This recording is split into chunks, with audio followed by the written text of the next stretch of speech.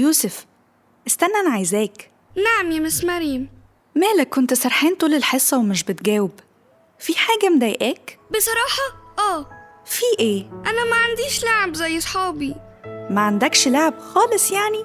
لأ، عندي بس مش كتير زي صحابي. أنت عديتهم؟ أعدهم؟